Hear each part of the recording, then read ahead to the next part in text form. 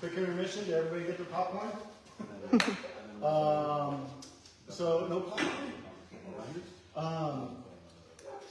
Okay, so we're back. Now we're going to do some trail repairs stuff and go over what I've come up with.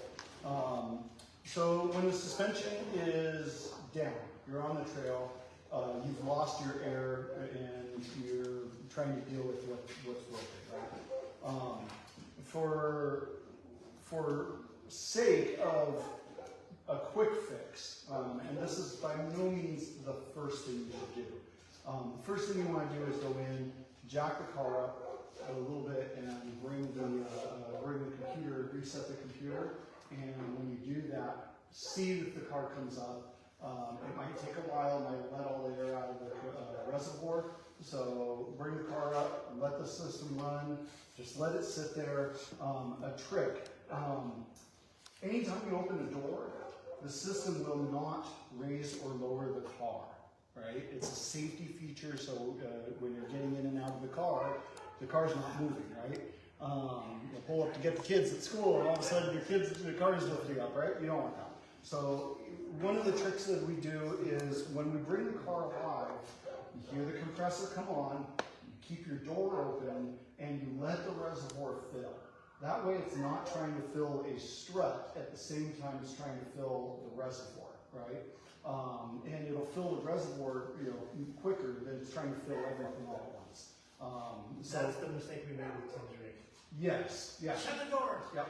Yep, that's one of the problems. The compressor We was were bad. thinking the opposite. Yeah, the compressor was bad, so it was trying to fill everything all at once. The compressor just kept overheating, right? So the trick is open the door, leave your driver's door open, sit there, let the system build up pressure. When the compressor shuts off, if it's a good compressor, it'll shut off. Once it's filled, close the door, the car will start bringing itself up, the compressor will come back on, it'll start filling the reservoir to fill the air springs back out, right? At that point, do you open the door back up? Or? You can, if you think you got a bad compressor, let it fill up a little bit and then open the door, right? And it'll stop the system from moving and it'll start keep filling the reservoir, and then you can close the door again and it will start filling the air springs back up, right? If you have a bad strut, it's going to keep letting air out of the strut, right? So the strut is one problem, the compressor is another problem. These are the two most common things that happen, is you blow out a strut, you blow out a compressor's old. And the compressor is usually more likely, in No, your opinion? not at all, not at all. Probably the strut's more likely. Which in 2006, those were known to be bad. Yeah. So, that's the first thing you want to do is get the system up, see what you're dealing with. You can walk around the car. Once you've got air in there, you walk up, shut the engine off, just listen. You can hear if you have a strut open, you'll hear it hissing, right? You'll hear the air coming back out of it. So you can, first thing to do, listen. Tell everybody, shut up, quiet, hold on. Shut the car off, and just listen to each wheel. The other thing, give it a few minutes. Once it comes up, give it a few minutes, stand back, shut the car off, let it sit there, watch it. In the shop, what we do when we're diagnosing problems, because we're not dealing with absolute failures, we're dealing with small leaks overnight, things like that. We'll take the car, we'll park it right here, we'll leave the door open, bring it up to regular ride height, open the door, and we'll take a measurement with a tape measure from the floor to the fender well on each corner. We'll write it down. Come back 30 minutes, an hour later, and we'll remeasure it, see what's happened. The other thing you can do is disconnect the battery. I mean, you're not going to do that on the trail, but if you're doing measurements, disconnect the battery. It takes the system, stops the system from working, and you are basically, you can let it sit, and you can see which piece is failing in the system as far as a leak. Some of these leaks are really small, and you're not dealing with that on the trail, but in the shop part of it, we deal with really small leaks sometimes. Every time I come out, my car's sitting down in the front, or my car's sitting down all the way around. The system will follow itself down. I'll say that again. The system will follow itself down. So if you have the door closed, you have the car sitting there overnight, you start seeing the car come out and all four wheels are down, you know there's a leak somewhere, right? Something's letting air out. Because the system wakes up every once in a while, it looks at all the height sensors, it looks at the door locks, right? It says, okay, everything's secure. It readjusts. When you get out of the car, you shut the car off at night. You know, here's a phenomenon. Back my sports, all of them did it. You back it up into the driveway at an angle, a little incline. Angle, rear end on that side will pick up. I don't know why. I don't know what it is, but as it wakes up, it's lifting that rear corner. So the system will follow itself down. So when you're, one of the reasons we do this is so that we can tell which spring is leaking, which part has a problem. You'll see it dip. This one's now lower. Okay, we know that one's got the leak. That one's lower. That one's got the leak, right? The system's been disabled by keeping the door open or the battery disconnected, and so you can see where the problem is. So the entire front or the entire rear is the block? No. It's a block issue? No, the system will follow itself down. Okay, so it'll go down on all four corners, like you're saying? Yeah, very, very, very, very, very, very, very, very, very seldom do I ever see a valve block battery. Very, very seldom. And I could probably, it's like 3 or 4 in all the years, right? So not a very common issue. I replaced my valve blocks just because I was getting faults. Yeah, yeah, and they do go back. It wasn't bad, but it was just that it kept doing it on Super trail. rare. There is a rebuild kit for them. You can buy the O-rings and the pieces inside. It's just a membrane and the O-rings is all it's built made of. It's got a sensor in there, you know, in a vent.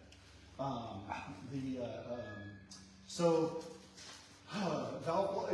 If you come out and you're looking at it and both fronts are down, then you know you didn't do it right. You know, doubt you broke Bluetooth air springs. You know, you got to keep the system down to figure out which one it is. Can you blow out both air springs? Absolutely. I jumped my sport, blew out both front air springs, and you know, luckily I had an SYA kit. I was able to drive it home with my trailer and back to the shop the next day to fix it.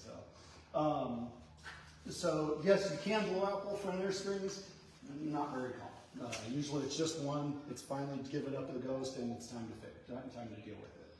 So fix. I'll give you my fix first, and then we're going to look at the computer stuff on there. Amazon. These are UXL quick connects. These are little quick connect compression fittings. This is the same thing that comes with the SYA kit. These tend to be a little more robust. They have a metal insert in them. They're not all plastic. But all that is you guys see that? It's just a little compression fitting. This is what you would repair or couple a line together. This is 6mm line, 6mm, 1/4 inch US, 1/4 inch, 6mm. The way these work, and I just did it, put it together, there's a spring loaded in here, and it keeps it tight. Put the other side together, it's tight. The more pressure you put on it, the tighter it gets. Can they break? Yes, and we've just seen that a couple times, but only under extreme pressure or extreme heat. They make them out of brass as well, just so you know. You can get metal ones as well as plastic ones. That whole bag I think was $19 for like 30 of them or something. Yeah, it was pretty cheap. It's cheap. Yeah. So to get these apart, push down on the outside collar. It just pops them right loose. That's all it is. It's a quick connect. It's like a Chinese finger cups. It's like a Chinese finger trap. Okay, so what I came up with is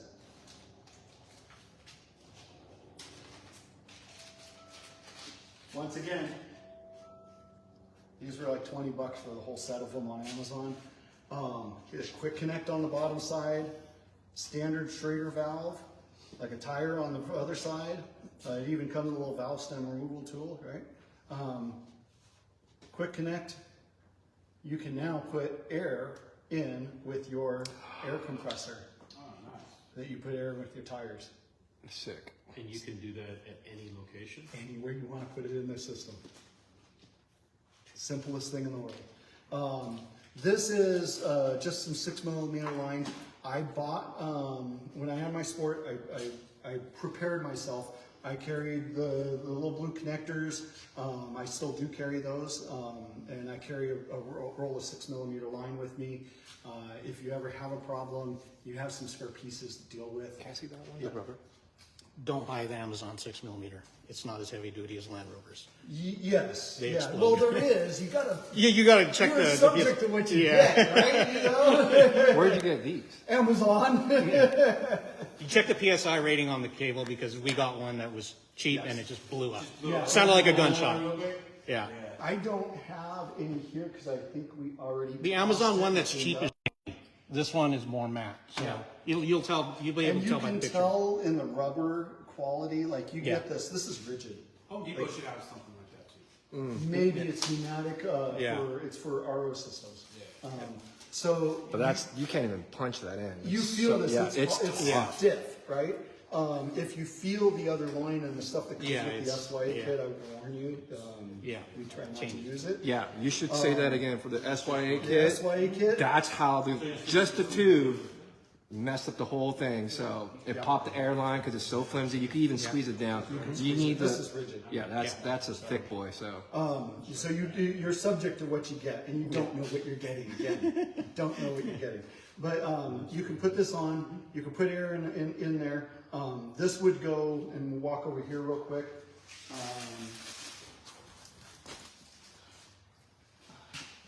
put that in your pocket. I was going to, actually. There you go. Vanna, come over here, Vanna. This is the Vanna light. Okay, so here's the air line in here, right? And this is on a compression fitting. It is not a quick connect, so you can't easily take this off. Especially if you have an SYA kit, it's on there, right? You can't get into it because it's now that far down below. So this line, you can pull out on it quite a bit. This, you don't want any of these quick connects near any metal because all it takes is pushing on this collar to release it. Yep, so you don't want it touching up against any metal. The quick thing to do, you can either use just this on the line, if you can get to a good spot. Let's say right in here, you could put it in here, or you could put it right here on this flat area. Or you can even get, if you have your 6mm line with you, you can make yourself a little pigtail. Just cut a little piece off, use a quick connect on there. You're gonna cut it right here, stick that on there. You got your little valve sitting right out here, and you now can put air into that strut. You wanna put it on the struts that are good. If you have one that's leaking, don't even worry about it. You're not gonna keep air in it anyways. Giving up the ghost, but this way you can get 3 of the corners all the way up. When you do that, you're dealing with tripod setting like the old Citroens where they would balance. You now have less weight on the one that's bad. Okay. So just to be sure, just to be clear for everybody, you're gonna need a setup like this on each corner, and you're gonna leave it on there. You just leave it on there. Yeah, because if you take it off, it's just gonna, all Right, the air is gonna leak yeah, back out. yeah. So you just leave it. Yeah, you leave it till you get home and you can fix it. Now the fix, since you now cut your line, is right here. The coupler. You just take this piece off. You put that in the place of the two connections in there, and you stick it back together. Done. You now have a fix, and you're back. You put a new strut in there. You fixed your line. You're back and rolling. So you don't have to mess around with that fitting on top that we were messing with David's. Just cut it. Oh goodness gracious, that's wonderful. Real simple. I mean, you got to think simple, right? You got to think the simplest thing. You're out on the trail. You're not going to want to spend your spare. Time hanging out with David, drinking beer and fixing his car on the trail, right? That was the tube, though. It was a He was the shortest one from that weekend. He was the shortest. Oh, one took 2 days, right? Yeah, I called out. I went all the way home. Save your ass. So yeah, so there's your quick fix. I would use this as a last case scenario, right? But it will get you 1 home, 2, not cause any extra damage to the system, and you're back, getting out off the trail. So you completely, so you are, the air pressure stops here. Yep. Okay, and you've completely cut off the rest of the Yeah, system. exactly. You isolate it to the bag, Now- just to the bag. The only piece that you can't mitigate is the bag. That's what this fixes. And the system will, We're gonna unplug it. yeah. At that point, you disconnect the system. Okay. So it's not doing anything. I'm gonna show Now, the viewers how if to do you, that. I heard something too. You can use this, I guess, as that option. If you have a hole in your bag, you can use fix-a-flat temporarily to plug the hole and then put air in there to pump it back up. Exactly. There's your Does, fitting. will the fix-a-flat work to plug the hole temporarily? Depends on how big the hole is. I get that. But yes. I mean, if you had a grenade like David's, no. Yeah. Can you fix it? I mean, if the bag's cracking and worn out, absolutely. Yeah. That, Fix a if you flat and snap seal it. that, if you snap the cartridge, you snap the shaft that's inside of it. You're assuming you can put the fix-a-flat from the top. Well, no, you would cut the line. Since this is a Regular tire. tire fitting, you would just stick the fix-a-flat hose right on top of that, push the fix-a-flat into the bag, seal the bag, put air in behind it, fill it back up, and then you're just on So your you, way. you can only do that on on OEM bags, not Arnott fitted. Yeah, Arnott's won't take it. Yeah, Arnott's won't take it because it's got a chuck valve in it, so it's closed. I have a quick question too. Unless you break 75 psi, you'll be able to get it in there. Yeah. Don has a question. Yeah, so let's just say that driver airline over there, this looks like a real pain in the butt to try to find a spot to cut it. Let's go over there and It look looks at it. like you're kind of gonna have to pull some plastic Tupperware off. Vanna. So it looks like you're gonna have to get some of this Tupperware off in here to get to this line. When you get around, Back excuse me, there, guys. right? Can line up in here? So here's my question, right? Let's say that this one failed, or let's say the passenger. If you're doing it here, yes, you can pull the spindle well down, but this line I think loops this way. Yeah, that's the question: is where's the spot for the trail leaders to rip this thing out and get it in the air? And I will tell you, when you're dealing with this, it's freaking hot. And imagine you're doing all this while you're laying on the ground. Not that the suspension is. with the tire. Tire on the ground. It's not going to be So yes, speeding on you, sort of 110 outside, right in here. Hold on, guys. I would cut it right in here, and then I would stick your piece on there. Okay. Okay. So here's my other question. So right at Let's the just end of say- that little coating right Right there. in here. You want it on just a flat spot. Let's say this one failed, and this Yep. one's a pain anyway, so we're not even messing with this one. So we're gonna go over and pump that one up. Correct. And then let's look at where we already kind of looked at, let's look at where we're gonna cut the rears. Let's go to the back. Back's easier to get to. Vanna? That's good. We're going to call them that for a while. No, on the back you can reach your arm in. You can reach your arm in through here. You have the tire off. Again, imagine you're laying on the ground, on a trail, not on a lift. Yeah, it's fun. This does just pop loose here. There's just some wiring here. And you can reach up in here and You have to to get this. Eddie Ma with Once this again, little girl you he can cut has. this line back here. Get in there. If you look back in No- there, no offense, let's get a but- light and the camera's light.